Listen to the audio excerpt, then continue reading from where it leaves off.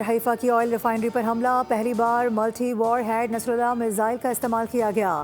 حملے کے بعد حیفا کے مختلف علاقوں کی بجلی منقطع ہو گئی۔ پاسداران انقلاب کے مطابق اسرائیل میں اشدود اور حیفا کی آئل ریفائنریز پر حملے کیے گئے ہیں، جن میں خیبر شکن، عماد اور حاج قاسم میزائل کا استعمال کیا گیا ہے۔ پاسداران انقلاب نے ایک بیان میں کہا ہے کہ پڑوسی ممالک کی توانائی تنصیبات کو نشانہ نہیں بنانا چاہتے تھے۔ ایرانی توانائی تنصیبات پر حملے کے بعد امریکی کمپنی سے جڑی تنصیبات کو نشانہ بنانے پر مجبور ہوئے۔ جنگ حملہ آوروں کی مکمل شکست اور ہتھیار ڈالنے تک جاری رہے گی۔ کویتی سرکاری خبر ایجنسی کے مطابق منال احمدی آئل ریفائنری پر متعدد ڈرون حملے ہوئے ہیں، جس کے باعث ریفائنری کے بعض حصوں میں آگ لگ گئی۔ سعودی حکام کے مطابق ریاض کی طرف سے آنے والے 4 بیلسٹک میزائل تباہ کر دیے گئے ہیں۔ ایک میزائل کا ٹکڑا ریاض کے جنوب میں آئل ریفائنری کے قریب گرا، جس کے نتیجے میں 4 افراد زخمی ہو گئے۔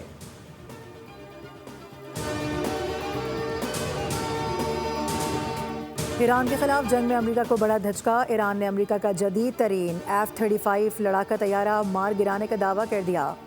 ایران نے میزائل سے اسٹرائک کی ہے، جس کی ویڈیو بھی جاری کر دی گئی ہے، جبکہ سینٹ کام اور اسرائیلی میڈیا نے دعویٰ کیا ہے کہ طیارہ مکمل طور پر تباہ نہیں ہوا بلکہ متاثر ہوا ہے اور اسے امریکی ایئر بیس پر ایمرجنسی لینڈ کرا لیا گیا ہے۔ 5th جنریشن طیارہ پہلی بار کسی جنگ میں نشانہ بنایا گیا ہے، جس کے بعد F-35 بنانے والی کمپنی لاک ہیڈ مارٹن کے شیئرز میں نمایاں کمی آئی ہے۔ لاک ہیڈ مارٹن کارپوریشن کے سٹاکس تقریباً 3 سے 4% گر گئے۔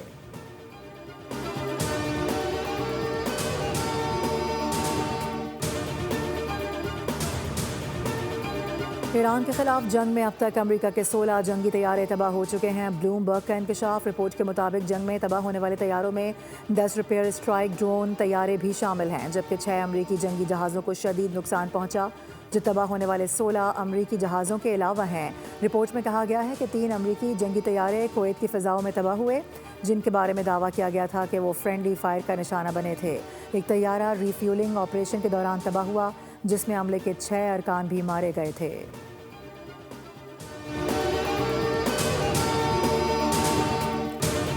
ایرانی صدر مسعود پزشکیان نے کہا ہے کہ صہیونی حکومت کی نوعیت ریاستی دہشت گردی پر مبنی ہے۔ خبردار کیا کہ اگر عالمی برادری اس بحران کے خلاف مضبوطی سے کھڑی نہ ہوئی تو اس شعلے کی آگ بہت سے لوگوں کو جلا دے گی۔ ایران کے خلاف امریکی جارحیت اور شہید رہنما کے قتل میں جو کچھ ہوا وہ بین الاقوامی تنازعات کے لیے ایک نیا طریقہ ہے جو دنیا کے قانونی نظام کو تباہ کر دے گا۔ ادھر ایرانی وزیر خارجہ عباس اراغچی نے کہا ہے کہ ہم نے اپنی غیر فوجی تنصیبات پر اسرائیلی حملے کے جواب میں طاقت کا چھوٹا سا مظاہرہ کیا ہے۔ تحمل کا مظاہرہ کشیدگی میں کمی کی درخواستوں پر کیا گیا۔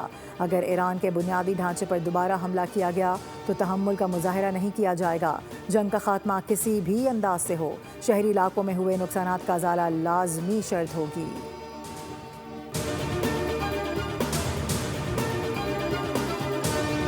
امریکی صدر ڈونلڈ ٹرمپ نے ایرانیوں کو ہوشیار اور ذہین قرار دے دیا۔ کہا کہ ایران سے جنگ شطرنج کا ایک بڑا کھیل ہے اور ہم بہت ہوشیار لوگوں سے یہ شطرنج کھیل رہے ہیں۔ ہم انتہائی ذہین اور اونچے پیمانے کا IQ رکھنے والے لوگوں سے نمٹ رہے ہیں۔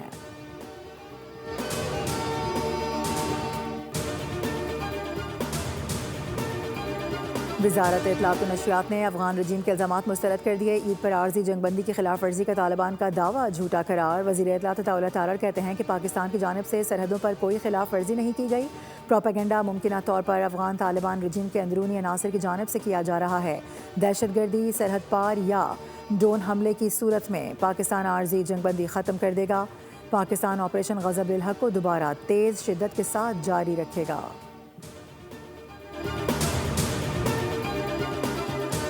TTP کے خوارج کا اصل چہرہ بے نقاب ہو گیا۔ بچوں کے ہاتھوں میں بندوق تھما دی گئی۔ کم سن بچوں کو اسلحہ دینا بہادری نہیں، قوم کے مستقبل سے کھیلنے کی سفاک کوشش ہے۔ معصوم ذہنوں کو شدت پسندی کی فیکٹری میں دھکیلنے کی سازش ہے۔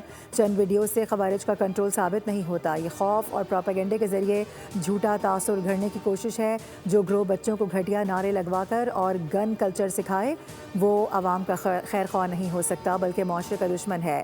درخت جلوانا، ہتھیار دلوانا اور بچوں کو استعمال کروانا یہ طاقت نہیں بلکہ تباہی کا طریقہ کار ہے۔ آج اگر قوم خاموش رہی تو کل انہی بچوں کے ہاتھوں میں قلم نہیں بارود ہوگا۔ خوارج کا بیانیہ اسلام نہیں، فساد، جبر اور انسانی وقار کی تذلیل ہے۔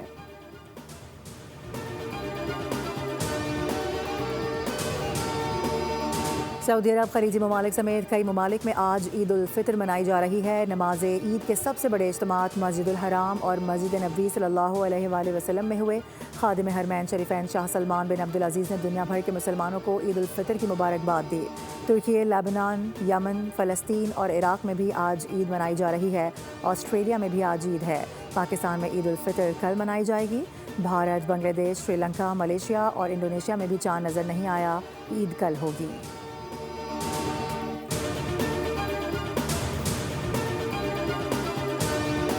और वक्त कम मुकाबला सख्त। पाकिस्तान में चांद रात पर बाज़ारों में भरपूर रश। बच्चे, बड़े और ख़वातीन सब खरीदारी में मसरूफ़। ज्वेलरी और मेहंदी के स्टॉल पर ख़वातीन की गहरी दिलचस्पी। ख़वातीन को कपड़ों के साथ साथ मैचिंग चूड़ियों, जूतों और दुपट्टों की भी तलाश। दूसरी जानिब नौजवान और मर्द हजरात भी पीछे नहीं। कोई मनपसंद कुर्ता ढूंढ रहा है तो कोई रिवायती पेशावरी चप्पल खरीदने के लिए बाज़ारों का रुख कर रहा है।